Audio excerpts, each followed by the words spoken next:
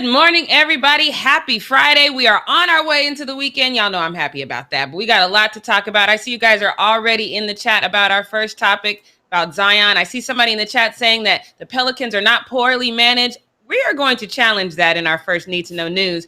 And then Chris is going to tell us about a Giannis Ben Simmons comparison that I don't think I'm going to be here for, but I'm going to wait and see. But before we get into all that, make sure you hit that subscribe button and that notification bell. Give this video a thumbs up. Share it with your friends. And now here is the Fumble Squad. I'm your girl, Jackie Ray. You can follow me on all things social media at JRay the Fanatic.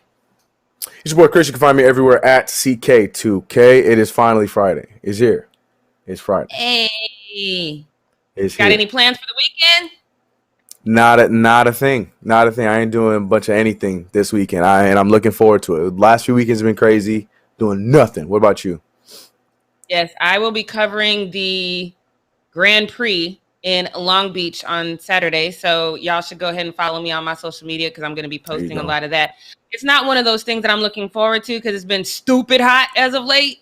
Just when I was, it's going to be cool this weekend. You should be all right. You should be all right. You should be okay. You should be good. I don't like that heat. I don't like that heat. But let's get right into. It's so funny because I always complain about it being too hot, and then we hit winter, and I'm like, "It's California. Why is it this cold here?" I just can't please me. It's you see, nah. For me, I'll cry throughout the entire summer. But once that winter time come, and I can put my hoodie on, I'm a happy boy. Yeah, that's what I gotta do. I gotta get me some more hoodies, and then I'll probably feel better about the situation. There you go. But let's get into our first Need to Know news because I see you guys already talking about it.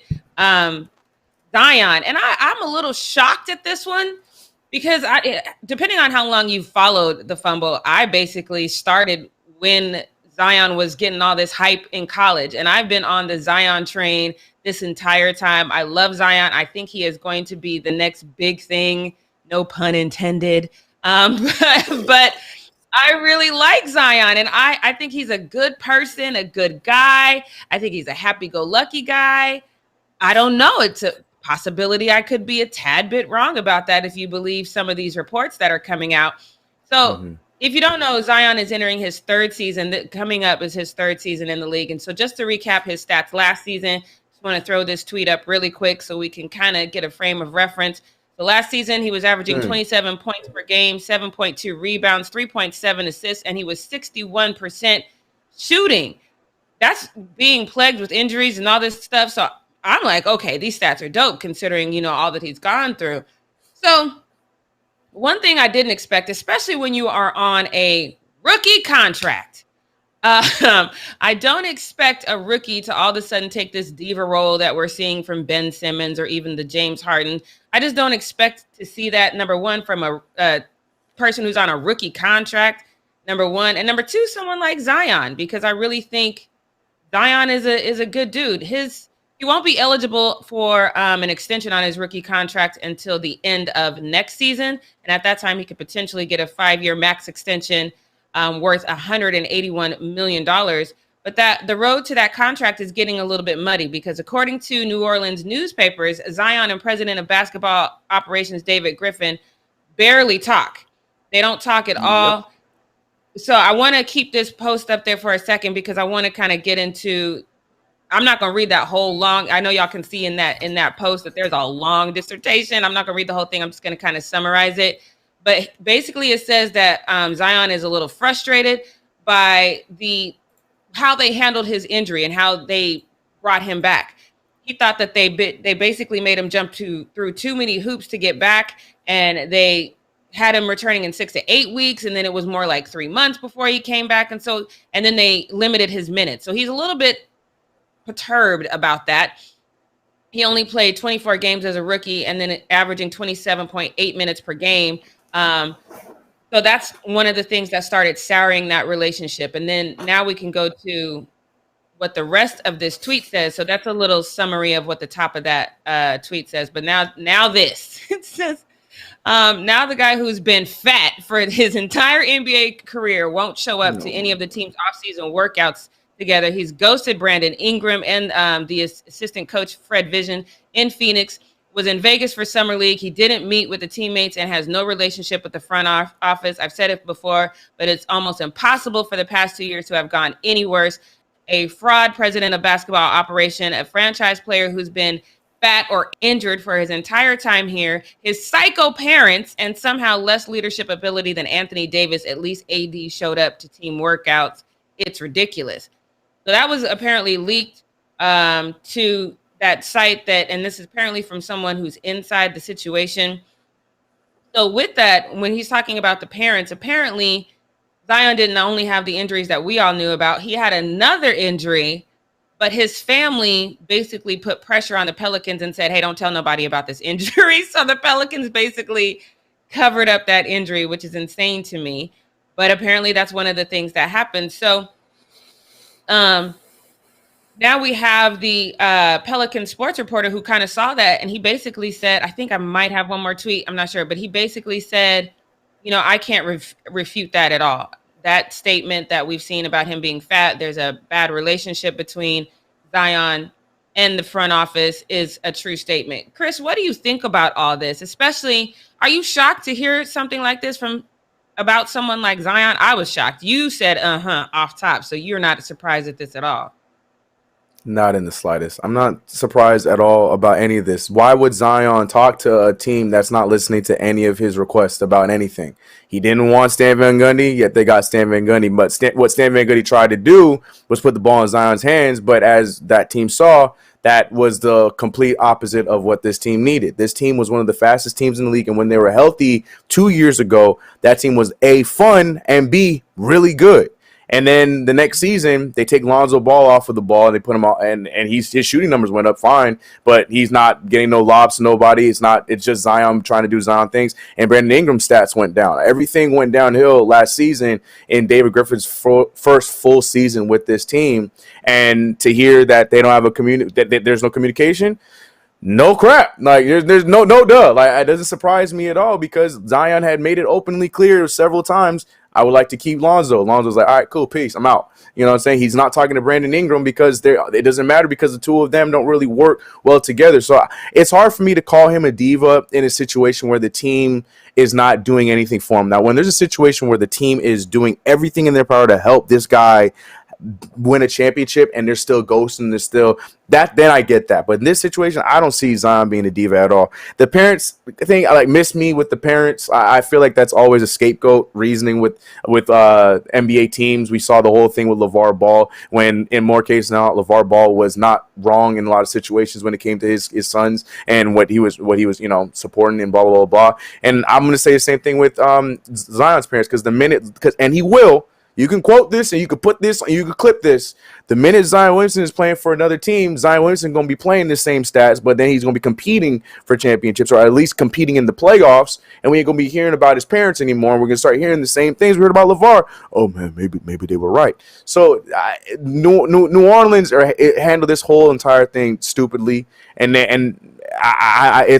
don't have a to me, I'm not going to put this on Zion Williamson at all. Whoever that dude is that leaked the whole fat boy thing and all that kind of stuff, like I said, like that just tells you. Is that coming from inside New Orleans, Jackie? I didn't get that part. Supposedly that's someone from inside of the new organization, but it was anonymous.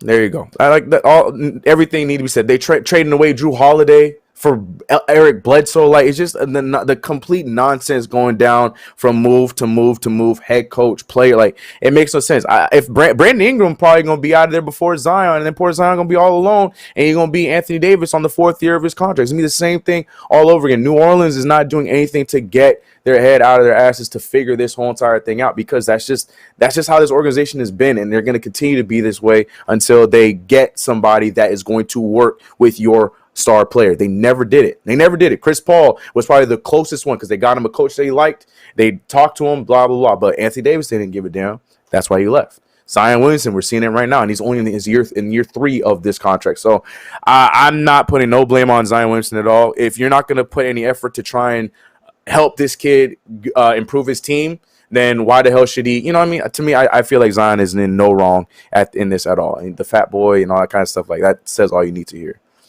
But you don't think that his weight played into it a little bit because he has been pretty big. His weight, in my opinion, did contribute to some of his injuries. I'm not saying that you're wrong about anything, and I like that you referenced the Anthony Davis situation because I do feel like history is repeating itself, and they haven't learned from past past mistakes when you have star power in an Anthony Davis. You did nothing to retain that. So is it possible, though, there's a little bit of wrong on both sides of the situation? Or are you saying that Zion bears no blame at all? I mean, there's a little bit, but the thing is, Zion, we saw, I mean, it might have been too late. So I guess to your point, maybe we do give some blame to Zion, but he did finally change up the diet plans and stuff like that. And then there was a whole report of Zion losing a majority of his weight from the second half of the season till the end of the season, which, again, like you can argue, is too late. But the point of the matter is he started, you know what I mean? And we saw him trimming up a little bit. He's still big, and I'm sure he's going to understand that now, being, 21, 22 years old. He's going to understand that. So, yeah, you can give some of that blame to him, but at the point of the matter is, as long as he understands it and he's finally doing something about it, I'm gonna give him a pass on that. But look, I'm tired of these teams trying to play the victim, and we're seeing it right now with Ben Simmons as well. And to your point, Ben Simmons does deserve some of the hate. I get that, but these teams trying to play victim way too often. And New Orleans, of all the teams we've ever talked about, from Rockets to Sixers to any of these teams that have had situations, the Pelicans are the last team to talk, because you ain't doing nothing to help this poor kid try and do anything. He's just wasting his 4 years. And God forbid this kid has a catastrophic injury and that ends his career playing for a team that didn't really do nothing for him. So, yeah, this whole thing irritates me. And Jackie, as she said, she's a huge Zion. I've never been crazy about Zion, but I'm also not going to disrespect his talent. I think he is that guy.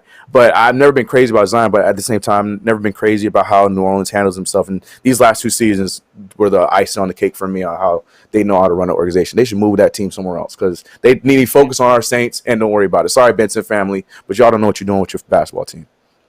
Yeah, well, their name is the Pelicans, which is probably one of the corniest names in the league, but and they changed it to that. But so with the Zion situation, I 100% agree with you. Like Chris said, I am a huge Zion fan, so I don't want to see him fail in any way, shape, form, or fashion. I do feel like there's a little bit of pettiness on the part of the Pelicans because of the weight situation. Somebody in the chat asked, and it went past, and I'm sorry. Somebody asked if he's in shape now. Yes. That took work. And I think when we first started covering Zion here on the Fumble, we said that it was going to take time for him to get his weight under control, because there was habits. I think you said that.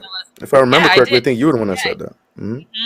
There was habits that he has developed that when you're that young and you're just kind of used to your body doing what it does, and now you're in the league and now you're expected to maintain a certain weight. So it was going to take some time. So I think there's a level of, you didn't come in right away and get your weight under control. And so now they're holding on to that. And now they're like, well, what if he gets big? I just think they're holding on to stuff that they shouldn't hold on to. But the Pelicans as an organization too, I believe, and Chris, I want to get your take on this. I believe they have a problem listening to their players, especially while they're on a rookie contract, because we've seen them do this time and time again. I think until you get to that start. But do you disagree? No, I don't disagree. I hate it. You're completely right. But it's whack. It's whack, especially with you're talking about the first overall pick. The player that all these organizations talk about, we're gonna have a good future with him. We're gonna build blah blah blah blah blah blah. And you're not wrong. You're not wrong. But I've always hated that. I think I can't even give LeBron. I don't think the Cleveland Cavaliers did that with LeBron either, because it took him his second contract for them to finally start putting a piece next to him. And so yeah, I've always hated that about these NBA teams. I get that they're in the power position because you have this rookie for 2 years plus 2 more team years, because it's just under your control. So you don't have to do anything. You don't have to sell. But I think that's whack, because you're going to say all these things. You're going to use this as your little poster child. Like, I feel bad for Cade, because they're going to be putting Cade Cunningham posters everywhere to sell tickets again in Detroit and whatnot. And then Detroit Pistons for 4 years from now going to have whack players around poor Cade Cunningham, and then he's not going to get his career started until year 5. So, and we're seeing that right now with Zion. So you're right. To your point, you're right, but I hate it, and I've always hated that, and I think it's stupid. I mean, I don't disagree at all. I'm with you. I want to see Zion succeed, and I don't care what that means at all. I don't care. I want to be on here when LeBron retires. I just want to transfer that over to Zion. That'd be cool. He can't be a Pelican though. No, yeah, I can't. I'm not. I shan't. No. I mean, it would make sense though, because then both my teams would be in one city. Jackie, That'd be great, right? Like that was the perfect situation. I was so excited. Like I'm a Knicks fan till I die, but I was enjoying what they were doing in New Orleans. That's why I'm so heated about this, because outside of my Knicks, I'd be looking at them like, all right, they got Brandon Ingram coming up, Zion about to be that guy, Lonzo finally being in his spot where he can be point guard, and then they took all that away and turned them into whatever the hell they were last season. It's just like I'm done giving this damn team any props. Like it's just they are who they are. They're whack. I feel bad for them. I feel bad for Zion, I should say. Because you guys know I was not a Lonzo fan until he went to New Orleans. And then when he went to New Orleans, I'm like, okay, now I see what everybody else. It did seem like it was going to work. They had to do a little bit more, but it did seem like it was going to work. My Glock asked a question, says, where do you think Zion is most likely going to be traded to? I don't think they're going to trade him anytime soon. I don't know. I don't think, yeah. Mm-hmm. Yeah, so I haven't really put much thought into that. Have you thought about that at all? I've thought about it a little bit because I'm a Knicks fan. So I just there's been a bunch of trade conversations. I go on podcasts and it's always brought up and this, that, and the third. So I can't say I haven't thought about it, but I don't think it's going to happen. I don't think the Knicks are going to make a move for Zion because of what Jackie just said. I don't think the Pelicans are going to move Zion. I don't think they're going to repeat the process with Anthony Davis. I think Zion just plays out his 4 years and he doesn't extend. I don't care how much money he's going to be thrown at him. I just don't think. I think he's going to turn it down so he can go and compete. I think that's what's going to end up happening with Zion, unfortunately. I agree 100%. So when we get closer to that time, we'll kind of discuss where they could use him most. But until then, I just don't think it's going to happen. But let's move on to this next need to know news, because when I tell y'all I am obsessed with this Texan situation, I am obsessed with this Texan situation because it just has me completely enthralled in the what the hell are y'all doing? Like, I mean, I don't know what's happening in Houston. It's crazy to me. You guys know that Tyrod Taylor is out for at least 3 to 8 weeks with a hamstring injury. The rookie Davis Mills, he's been stepping in. He's not playing bad. Last night, he was 19 for 28, 168 yards, 1 touchdown. But they lost bad, 24-9. Shout outs to the Panthers, though, for being hella petty all over their social media and just posting all kinds of stuff about that loss. If you're not following them, go do that because that is hilarious to me. But this is an interesting situation because to me, 2 things are going to happen. Number one, you're going to end up probably rushing Tyrod back from his injury because you're trying to get back into this winning situation. And that's always problematic when you rush somebody back from their injury. 2, Janice McNair and Greg Grissom. I'm not going to throw David Culley in there because he just got there and he's new. So he inherited a lot of this problem. But this has to be the slowest brain trust since Ren and Stimpy. I just don't understand what they are doing over there. Let me show you this tweet. So a source says, and we've talked about this on the show before, but a source says Deshaun Watson remains committed to forcing his exit from Houston, no matter how long that might take. The source close to Watson said, if you're paying him $10 million to sit this year, you don't think he would take $30 million to sit next year? Which, by the way, they would absolutely have to pay him to sit. Now, the Texans, we already talked about that. They turned down something like, 3 first-round draft picks and I think 2 third-round draft picks prior to the NFL draft or something. I might got those numbers mixed up. But they turned down a pretty dope deal and would rather pay Deshaun Watson to sit. So this whole thing is just kind of sketch to me. For the record, I saw this one tweet that I have to post because this is how my conversations go about this Deshaun Watson conversation all the time. It's always some person at the top saying, not sure if there's more to this drama besides the masseuses. Things just don't add up. He's running from something. What that is, I don't know. You're all in love with the organization, and because you supposedly can't get your way, you want out. Boy, please. Girl, I don't know where you been. Deshaun has not been in love with the Texans for quite some time. I don't know. Right. I don't know what you're talking about. That's number one. Number 2, I agree 100% with that guy, He says, is he running from something or maybe he's exposing something? Same ownership that has been accused of sexist, racist antics, and the accusers don't want to press charges, and their lawyer is a friend with GIANNIS, which he is. Don't let the media bamboozle you to run with this Watson being a problem situation. Again, because I'm so invested in this situation, I've been saying conspiracy theory.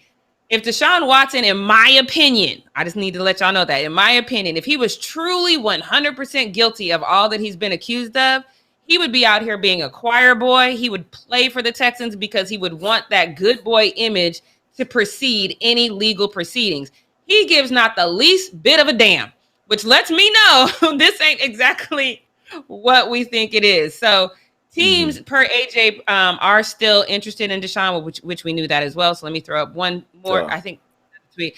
There's still a chance Watson could be traded before the grand jury's decision per sources. While most teams who have discussed to acquire Watson want to wait for the criminal case to conclude, one source said at least one team is open to trade before then. So I have a few more tweets, but before we get to that, I want to kind of discuss this part of it, Chris, because again, the deposition, Deshaun Watson is not even scheduled to be depositioned until after the season. So obviously this isn't going to be resolved before then. This is not going to be resolved until maybe the offseason. Maybe the offseason. I got another tweet that's coming up that says maybe. But so what's the position here of the Texans? If you don't want him on your franchise, if he doesn't want to be there, even if you think he's a bad look because of these accusations, what's the plan when you have a deal on the table and you could literally wash your hands of this situation right now? Send him. Like, to me, this whole thing is done. I'm with you. Like, I've said it. This is the NFL. Unfortunately, sexual assault cases, whatever the case may be, like they don't affect NFL trades and NFL players. They still, like you said, a lot of these other dudes that might have actually been guilty for their crimes, they'd be playing right now. The fact that Deshaun Watson is so fed up with this organization, so fed up with this situation, going through what he's going through, and he still is choosing not to play while having people like some people in our chat and people on the Twitter reports smearing his name, and he's still not out here saying nothing, doing nothing. That tells you everything you need to know. Now, like I said, innocent until proven guilty. I've heard enough to believe, all right, Deshaun Watson might be in the right. So if he does not care enough to say nothing about, I've seen all I need to see. So to answer your question, yes, if Miami, especially now with Miami's situation with Tua, I'm sorry, Tua, hope you're feeling better. Hope you get back. But if they send you a trade package that includes some draft picks, that'll help me out in the next few drafts.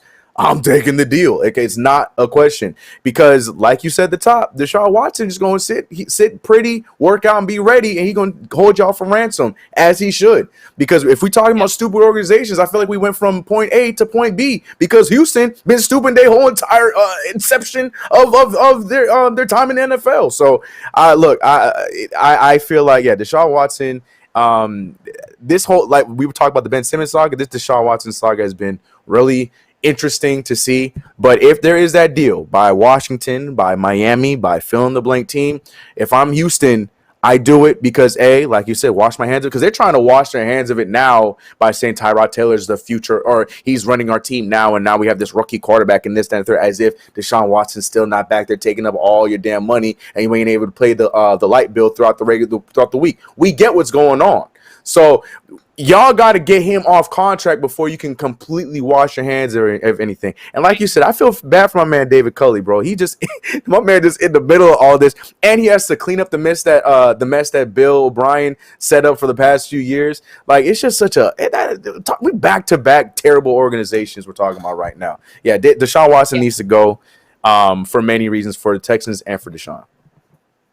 Yeah, I mean, I feel bad for this whole situation, especially, I know this seems weird, but I feel bad for Tyrod too, because his injury is what caused Baker Mayfield to get his job. His injury with the Chargers is how Justin got his job, and now he over here. Justin Herbert. Tyrod gotta be like, is this just who I am? Am I like that? I know. That's why I low-key made a joke saying I wanted the Saints to sign him just so he can be a backup on a team, just so he could be on a safe place where he can be a backup ready to go, and he don't have to get hurt. Just Tyrod, like, we ain't got no guy like that where they're going to come and just come on the Saints and just, chill with us, and we got a fun quarterback group. Like, yeah, it would have been cool. It would have been cool.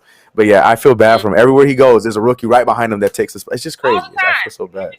Yeah. Kevin says Houston is a deep-rooted organization. I don't know if y'all know what he's trying to say, but I know what he's trying to say. And go ahead, Kev. Absolutely, I feel that.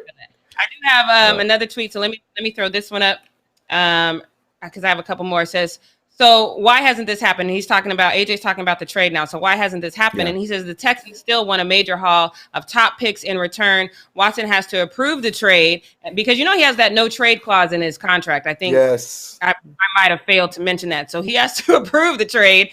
So Watson has to approve the trade and negotiations over pick protection, which would shield the team acquiring Watson by reducing the number and or rounds of the picks if he's suspended. So then he posted another tweet So this is about the legal situation. And this is the part that I'm fascinated in, because he said, and this is why I said this is all a sham. Says one more note. After seeing the replies / DMs, the 22 civil complaints and the interviews done with those alleged victims could either be a jumping off point or a dead end, because the police and the DA investigators would follow up on leads outside of those lawsuits. No way to tell at this point. I read something a few days ago that basically said some of the 22 people that have accused him, they're just not talking. They're just not responding to inquiries from police or the DA or investigators. They're just not responding. The only two that are responding are the two that have accused him of sexual assault, which is different from misconduct. And the two that are accusing him of sexual assault are, of course, the main two that the lawyer who's friends with GIANNIS, which is the owner of the Texans, the second one for sure, he coerced to coming out. None of this screams up and up to me. None of it at all. So I just can't wait to see how this plays out. And my fear, and I saw a tweet, and I probably should have included that because I thought it was spot on. My fear is, what if the Texans are as petty as they seem to be, and they just hold on to his contract and ruin his career and just keep paying him, but he's not going to play for anywhere else? Do you think that they're petty enough to do that? I mean, they obviously don't care about winning, because we've seen what they do. Right. So. Right. They had one good week, and then that was about it. Do I think they're petty enough to do that? I can't put anything past them. Like I can't put him past them. I really can't. I think he might be. I think they might be petty enough to do that. Maybe. I don't know. I can't wait to see how this plays out. But like I said, the only person that I feel bad for, and I do feel bad for Deshaun Watson, because I do feel like he's being set up.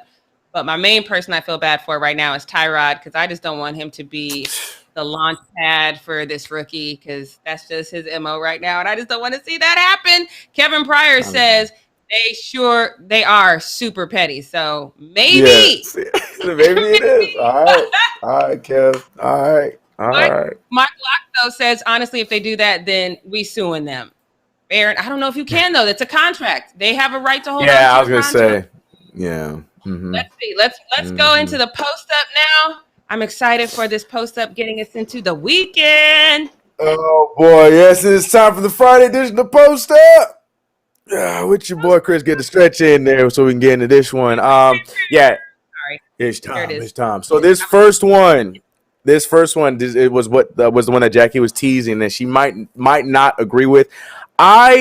Here's my thing. I agree with Gilbert Arenas to an extent. And what I'm talking about, as you can see by the quote there, is Gilbert Arenas dropped a bunch of great examples. But the one thing that stuck out was saying that he thinks that the Sixers should let Ben Simmons play like Giannis. I think the context is the part that a lot of people missed. I have a response to it. You guys will see. But I'm going to let Gilbert Arenas take it away and really listen to what Gilbert is trying to say and the example he's trying to make as far as how the Sixers have let down the hopes, or the Sixers have let down Ben Simmons in his development and how they've been using him in his entire stint with Philadelphia. Here, listen to Gilbert Arenas.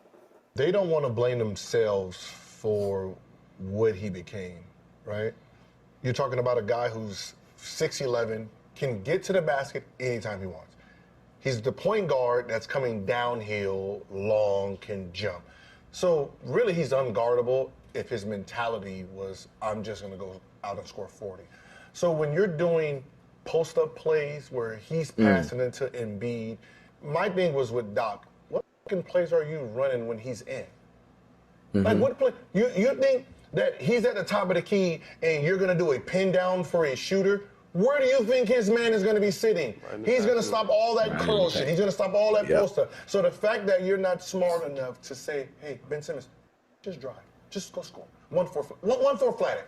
1-4 flat until they actually play deep. The fact that you're not actually using him, like the fact that you're not Greek the freak in this dude, tells me another story too. See how it was at the very end and people ran with that? Like Gilbert just dropped a whole knowledge bomb on y'all. And then the fact that you're not Greek freaking him, this is Twitter. Huh? Ben Simmons Greek freak? Ben Simmons Greek freak? Oh, that's absolutely insane. There's no way. They're not the same at all. So Before I get into my point, I have to show you Smooth Brain Twitter and this response. I knew this was coming. Because this let Ben Simmons play like Giannis, and then look at Ben Simmons. Like, I knew this play specifically was coming. And this is Ben Simmons if allegedly he played like Greek Freak. You know, look, the defense is locking him down. Nothing's happening. Okay, we get it. I knew this was coming.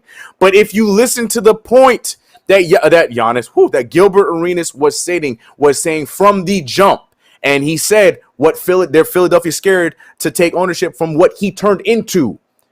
Okay, they turned him into this guy that you just have to play point guard, do this thing, but feed Embiid, and from time to time get yourself your shot in the paint. That's what he turned into, rather than the guy that he was in LSU. I know he wasn't the same in LSU because LSU did not do too well, but the guy that was in Montverde, the guy that everyone was so excited about, the number 1 overall pick, the guy that was a freight train, the guy that got comparisons to Jackie's boy LeBron James, and a lot of people, it was warranted. Built the same exact way, plays point guard at 6'11", like a lot of it was warranted. But we know about the injuries and rada. But then from Brett Brown's coaching and to where he's at right now, it feels like there's a lot of what Philadelphia did. Pretty much they let Ben Simmons down, and I agree with Ben Simmons. That's why I can never come in here and just completely bash on Ben Simmons. Y'all always see me back up, and then Jackie says all the time, like, I believe in Ben Simmons, and I in a lot of situations where she doesn't, and I do, because I really feel like we're disrespecting a player that is actually good, but because I get it. A lot of fans are, what have you done for me lately? And they see he doesn't shoot and stuff like that. I'm not going to defend Ben Simmons on that, because you're right. Shoot the damn ball, bro. Stop showing me these clips of you playing against DJ Schmo shooting the damn ball, but you ain't going to shoot in an NBA game, and we got to have standing ovations when you shoot 1-3 in one game of 30. You know what I mean? So, but at the same time, to that point, Jackie Ray, we could talk about the Giannis thing, but first, before we get to that point, do you agree with what Gilbert Arenas was saying as far as Philadelphia not pretty much letting Ben down from the jump to where he is right now, turning him into the player that he ultimately is right now? I understand that Ben needs to take some accountability, and I agree with that. But for the most part, if he's going to play one way his entire career with this one team, where, like you said, he's posting up these players and playing slow-mo and stuff like that, do you think that Philadelphia is a lot to blame for what Ben Simmons has turned into, or are you not riding with that and you think that, no, Ben Simmons needs to take the L, it's all Ben Simmons' fault? No, it can't be all of his fault. And I agree. I've said, and I know you disagree with me, I have said that I didn't think he should be a point guard. I thought that was where things kind of went awry for him, especially if you're making the LeBron James comparison. Yes, LeBron can point, but I've been one of the loudest people to say that's not his best position. He doesn't. Yeah. I don't like when he plays point, and he's better. He's better when he's not bringing the ball up the court. Yeah. So obviously, if you're going to make that comparison, it'd be fair to say that would equate to Ben Simmons as well. I have to say, though, I love me some Gilbert Arenas. I do love me some Gilbert. That's my guy. Yeah. I love me some Gilbert. So when he says it, I'm like, okay, I can kind of see it. So he's basically saying let him bully ball his way into the situation because he can get to the basket as well. That's what they should have been doing, right? That's what they should have been doing. So when he says it like that, I'm like, you know what? That's a valid point because, again, I've never liked the LeBron Ben Simmons comparison. However, when you're really thinking about Ben Simmons and who Ben Simmons is, Gilbert's right. He can get to the basket whenever he wants. That's number one. And number two, it's not working. That play specifically that you showed, that's in the scheme that he's currently in. If he was playing the way that he's comfortable and just going to the basket and not having to worry about feeding Joel Embiid, then maybe it would work out. But the point is, somebody has to feed Joel Embiid. So that's the scheme that they had set up. So that goes back to the situation that we talked about. What was it, 2 years ago? You and I talked about it, and it was like, okay, at that point, if you know you have to feed Joel Embiid, but you don't think that Ben Simmons is the guy to do it, that's not the role that he best fits in. You have to make a decision because these two just don't work well together. So Philly needs to own that they never either stepped back and said, how can we really do want to keep both of these guys. How can we make this work? Because what we have been doing hasn't worked. What's the scheme that we can run that these two guys can work well together? They didn't do that. They just kept doing the same thing over and over again and said, hey, Ben, we need you to fit into this, even though he didn't. So, they have to own some of that blame. Yeah, Philly unfortunately suffered from what I call getting good too quick. Philadelphia 76ers, we know they're trash for a long time. Had a few first-round picks. Unfortunately, had to wait because of injury and stuff like that. And then once Ben and Embiid were both healthy, they, just like that, were one of the top teams in the East. And I think they refused to see what we were talking about, that these two guys might not fit, because they were like, we finally have two superstars that we drafted. We have to make this work. Not about does this work. It's we have to make this work, or else we're going to look like idiots. And I feel like that's what the problem that they fell into, because they're both great players, but on the same team, I don't know if they work. Gilbert Arenas, again, brought up another great point. A lot of the paint that he's taken up, that's going to be the space where Joel Embiid's going to be, and that just makes it easier on the defense, because now the defense know that Ben Simmons ain't going to dribble out and shoot the ball. They just got to, surround him in the paint, and if he tries to get out, cool, we'll stay in the paint, wait for him to come back down here. So I feel like there's a lot on Philadelphia's fault. Definitely some on Ben Simmons, but I've been saying it for a long time, and I'm with Gilbert Arenas on this one. There's a lot on Philly when it comes to what Ben Simmons has become, and that's why I want him out of there so he can get some fresh. Now, to that point, the whole Giannis thing, I think that was a bit of a stretch.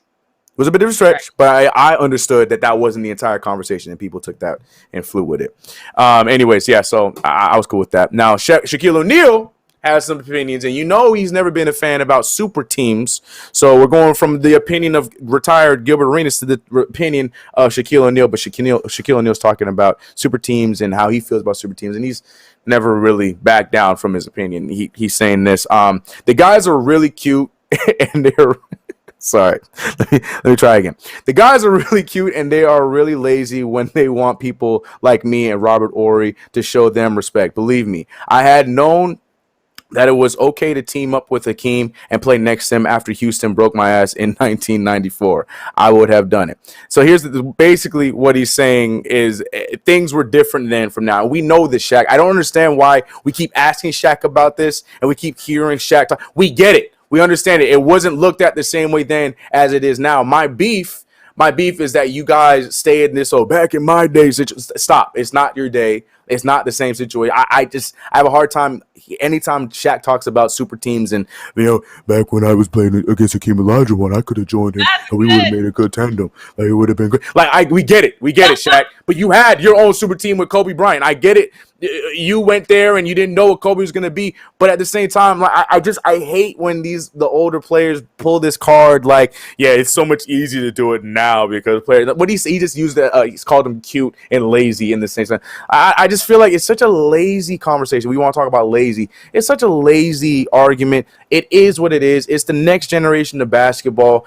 To me, super teams, they suck. We hate them. But super teams don't always equal winning. Look at the Brooklyn Nets. Injuries. There's so many things that play factors into the game. Just shut up and let them ride. But that's just my opinion on it. I'm not a fan of super teams, but I'm not on Shaq's side. It is what it is. We're seeing as much as I didn't like it at the time, now looking back at history, I love what the Miami Heat did. It was fun. It was a lot of fun for the game. What Golden State turned into, all these, it equals fun for the game. I understand people hate that it gets top heavy, but in some situations, it then pushes other teams to then get better. As we saw this past season, a lot of these other teams are getting better to now act against these super teams. And we're starting to see that the super team is turning into a literal super team with role players playing well as well. I don't know. I just feel like it's the new generation. These old dudes need to get out of their own way. Jackie, how do you feel about Shaq's comments? I mean, you know how I feel about Shaq. I mean, he might as well just say, when I was a kid, I was walking uphill in the snow both ways. Man, I'm saying. It's not. And the thing that I always fall back on, and number one, I agree with everybody in the chat. Your Shaquille O'Neal impression was spot on. Chris says you are Chris O'Neal. Chris O'Neal, Clark Diesel. But I do think that back in Shaq's day, we had a couple big names. There was a couple big names that everyone kind of followed. Now it's hard to keep track of all the immensely talented people in the league. I just think there's more talent in the league now, and so now it's right.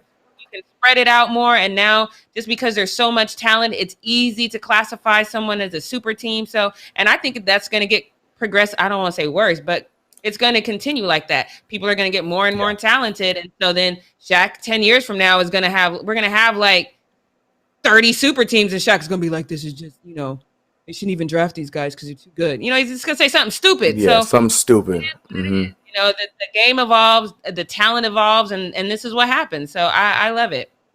Yeah, you brought the best point that I didn't even bring up, is the fact that we just have more talent today than we did in the past. And I will fight any old head on that one. I don't care. I grew up watching early 2000s basketball. I saw the latter half of 90s basketball, and I loved it. But to Jackie's point, it was about one per team. And then the drop-off was real. My favorite player was Tracy McGrady. Look at those Orlando Magic teams. And he had names on his teams. They just weren't to his level. And that's just how it was in those days. It was a superstar per team.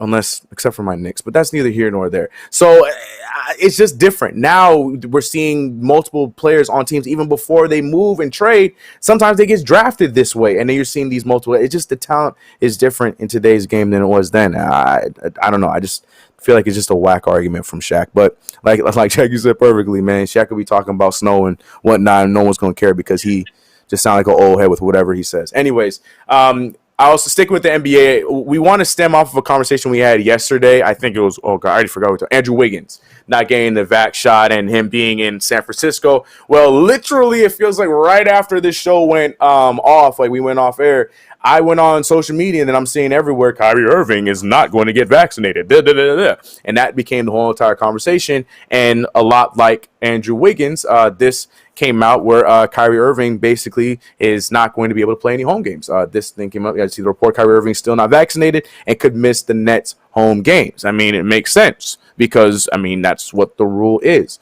And again, like I said, believe what you want to believe, do what you want to do. But just remember, if you want to talk about this conversation for going after a championship or a conversation for being one of the better point guards and conversation for financials, whatever the case may be, understand that your decisions have those kind of consequences. Me and Jackie say the same thing all the time. Like, we agree with your belief that if you don't feel like you should get vaccinated, you don't believe in the vaccination, cool, but also understand what that might stem for your basketball team. That's all I'm saying with Kyrie Irving. Again, like I said, as a Knicks fan, cool. I love it. Don't play 41 of your damn games. I'll take it. Go ahead. You're probably going to be injured anyway. So cool. That's the Knicks fan coming out. But as an NBA fan, I'm just like, all right, do what you got to do. Just understand if your team losing, I don't want to hear the excuses in the offseason. That's just how I feel about it. I'm not going to tell, one way or another to get vaccinated or not because I get both sides. Jackie, how you feel about Kyrie Irving being one of the other people were talking about as far as not getting vaccinated? And also, too, another report came out that 90% of the league is vaccinated in the NBA right now, and Kyrie and Andrew Wiggins part of that 10%. But what's your thoughts on Kyrie Irving? Well, Rob Pelinka came out and said the Lakers will be 100% vaccinated by our first game. But yeah, Knicks too. Kyrie was my main concern, I have to admit, because I just really like him, and I knew this was going to be his stance. And I knew there was going to be nothing anyone could do about it. And so I don't, and I love Kyrie. Our thought processes are the same a lot, but I don't know what else to say to Kyrie. It's going to be detrimental to his team if he's not playing. And I understand every single I'm fully vaccinated. And y'all, every time I get a headache, I'll be like, oh, damn, is that? There it is. There it is. Because I don't get right. I haven't been able to eat right. Like, I'm not digesting things right. And I'm like, this got to be from that damn shot. Like, there has been changes in my body since I got the shot. And I am a hypochondriac, so it freaks me out. So I'm 100% understanding of everyone who feels this way. But at the end of the day, don't be a detriment to your team. That's my only point in this. You know what I mean? Yeah, that's what I'm saying. And to that point, like I said, if the Nets don't make it all the way this year, because the playoffs, you got 7-game series. The majority of those games, you guys might be first, second seed. You're going to be playing at home, and it goes over to the playoffs too. So I don't know. Yeah, there's a lot of things around it that I don't know. It's a very tight web to get through. So I don't know. But Kyrie Irving, do what you got to do, man. It's your choice. As a Knicks fan, good. All right, so back to basketball. The Los Angeles Lakers. We know that a lot of Laker fans are excited. I mean, there's some people a little bit worried because of the retirement home jokes, but a lot of Laker fans are excited about what's to come. And you know that around this time of the year, we always see murals. We always see pictures, some going on in LA, and we have a phenomenal one right here. So much so that a Los Angeles Laker of himself liked it. And you see, look at Russell Westbrook looking like Russ minus the brown hair. LeBron James. That thing looks like it's Photoshop. That does not look like someone drew that with paint. And then there's AD, Mr. Glass himself doing his thing, looking like a whole my player on 2K. And yeah, this thing looked dope. It's really, really cool. So much so that LeBron James liked it himself. He saw this and he responded saying, "Sheesh. Need to go check that thing out." Yeah, yes, you do. And now you got a bunch of LeBron James fans that are gonna be camping out, waiting for you to come up so they can get a picture with you. But yeah, I think it's dope. Like I said, not a Laker fan. Normally, I am a resident Laker hater, but this year I am sort of rooting for you guys because if it does end up being the Nets, I'm just getting my stock early and hoping that's the Lakers that can go up there and beat the Nets. And y'all went and got my boy Carmelo Anthony. But yeah, Jackie Ray, what you think about that? The mural. It's nice. You're Miss LeBron James, so I got to get your approval. I'm about to go see it. I'm gonna go see it today, and I'm gonna text you and let you know. So show that thing. Sure. Yeah, it's cool. It's cool.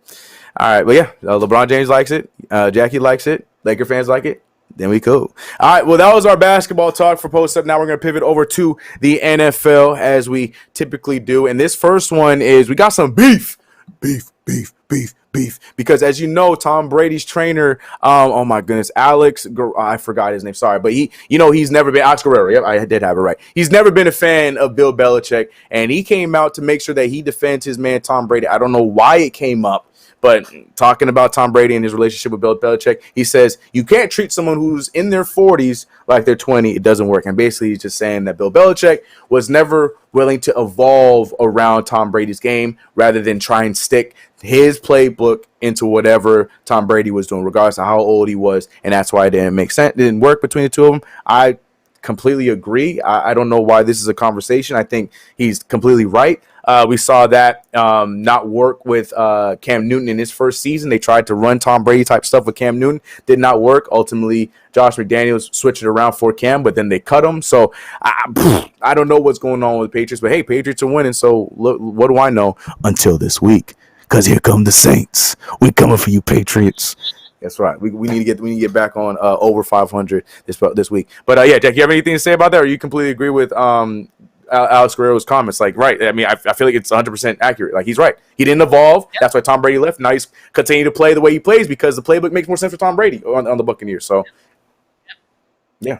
Yeah, nothing. Yeah, we agree. We agree with that. Yeah, that's it. You're right. Go ahead, trainer. You know what you're talking about. All right, so moving on to the next bit of NFL post-up news. We got Lamar Jackson. Now, I don't know if y'all saw this immaculate front flip, back flip touchdown by Lamar Jackson. It was Monday, right? This past Monday. Yeah, it was dope, right? Well, days later, Lamar Jackson's going through it. As you can see, Ravens QB Lamar Jackson is sore after a pretty cool front flip touchdown, and he said, "I'd probably do it again."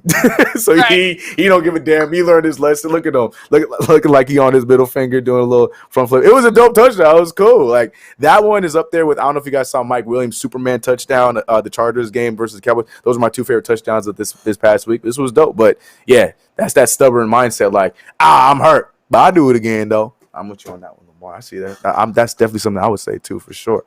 And last but not least, we're going to the number one team as of right now in the NFC South, and that is the Carolina Panthers. Yes, the Sam Darnold-led Carolina Panthers. They are 3-0, and they are feeling themselves. Now, last night's game was a snooze fest. I cannot lie. I tried to watch some of it, and I did not. I ended up watching Parks and Recreation because I was like, you know what? I couldn't do it. I ain't trying to. I don't want nothing to do with this. I was like, I'm good. Like, Chris Pratt is hilarious. I'm watching, that's what I'm trying to watch right now. Y'all ain't entertaining me, especially when I'm watching the Panthers win. After that, I don't want to watch that. But yeah, so they had a game last night, and I don't know if the Panthers were memeing themselves, because to me, that's how I saw this as.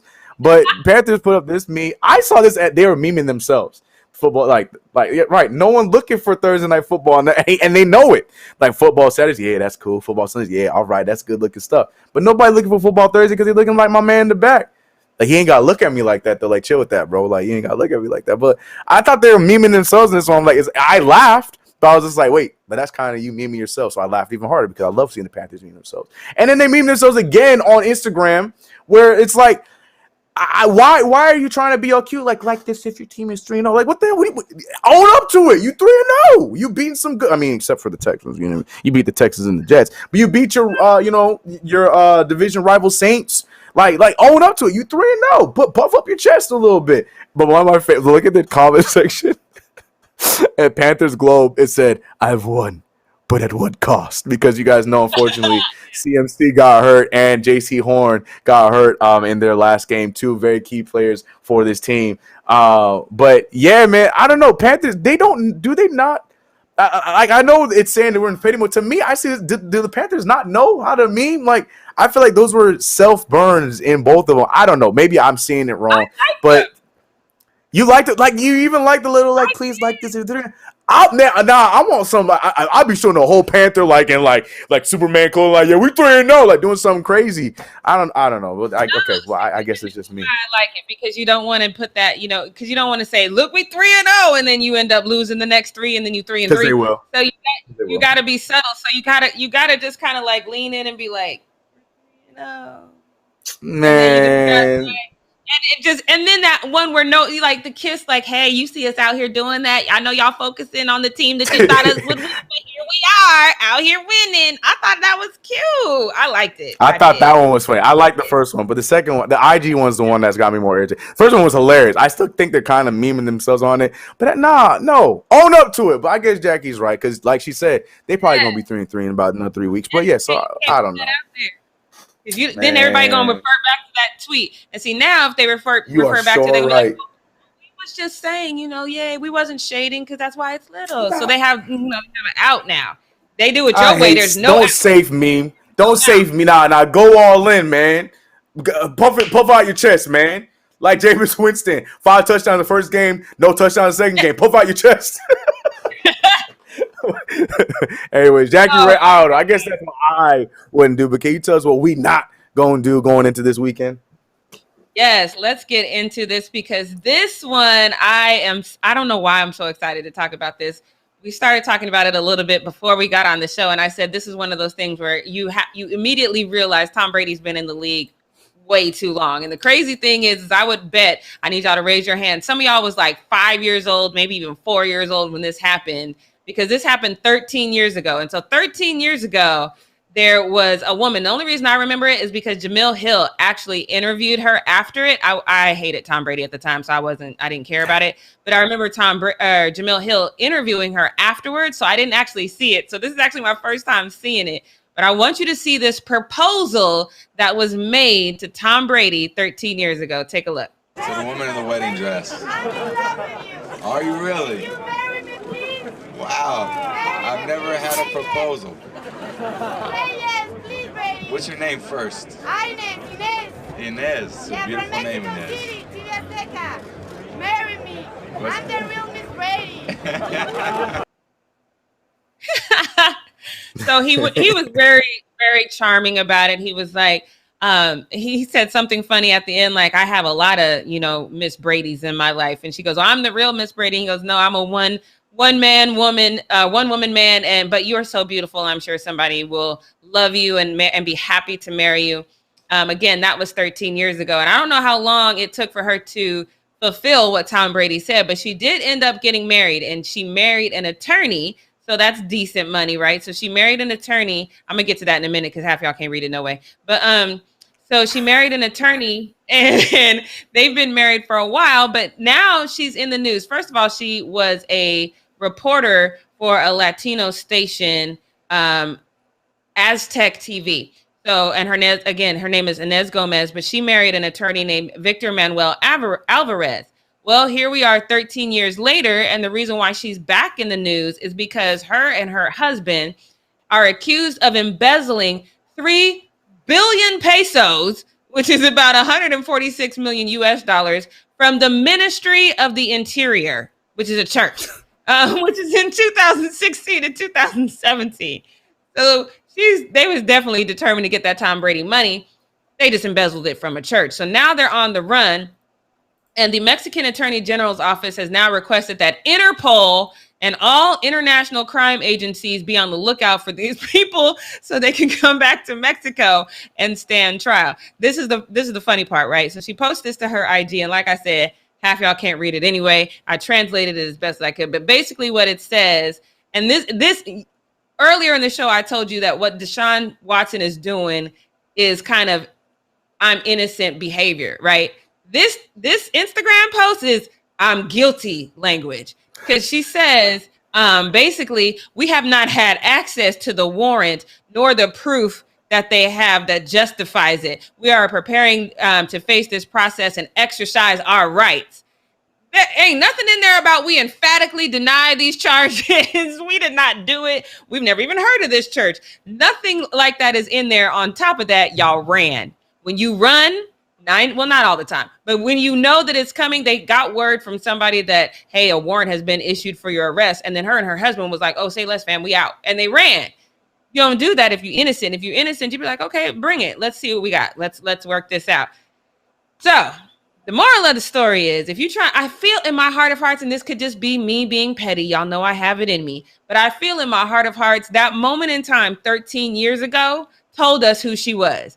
She wanted to marry Tom Brady because of his money. And you know how I know that? Because on that interview that she did with Jamil Hill after, she said, well, Tom Brady turned me down, so next time I'm going to come out and try to get one of the Manning brothers. So her quest for money just failed miserably. And now we're seeing it 13 years later. So what I'm not going to do is forget this woman and this moment in time. When people show you who they are, believe them. Chris, I love this story. How do you feel? If people show you who you are, believe them. I like that quote. I just thought the whole thing went how it came full circle. And I think Tom Brady knew from the minute too. And yeah, like you said, that's 13 years ago. And that wasn't that a Super Bowl that was press? Super Bowl media day, yep. That's crazy. That 13 years ago, this man was still out here winning. That's so like Yeah, yeah, there's just so many things about this. I know that the story had nothing to do with him outside of that little clip, but I just can't get over the fact that this man was prepared for a whole other Super Bowl 13 years ago, and he wasn't a rookie or nothing. He was in the prime of his career. Like that's insane to me. But yeah, like you said, you gotta they like if someone shows you who they are, you gotta believe them the first time for sure. But yeah, that doesn't surprise me at all. And then on top of it too, like you coming out and you tweeting like, no common sense out of these people. They deserve what they got. No common sense. Oh, this is fantastic. Kevin Pryor in the chat says the Brittany Reiner School of Romance. Well, technically, this woman would have Brittany though, right? Because she came first. Facts. So she would have been schooled. So Brittany was probably just a little tyke when she saw this, and she was like, "Oh, she was watching this close." On TV, that's gonna be me. I think that might be what happened. You just go up and ask him to marry you. That's you could do. Okay, I'm doing that. Okay, but if that doesn't work, maybe I have a whole plan. So yeah, that's exactly how that went. Oh God! All right. I feel like we've thrown enough shade for this Friday. It is time to start the weekend. You guys go out there, you be safe. Don't be one of those weird anti-vaxxers, anti-maskers. Have some common sense. Don't get into these arguments like y'all got into our chat today.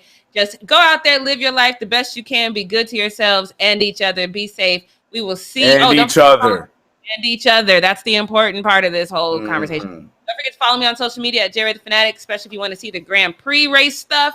And don't forget to follow Chris at CK2K. And we will see you on Monday, y'all. Be safe.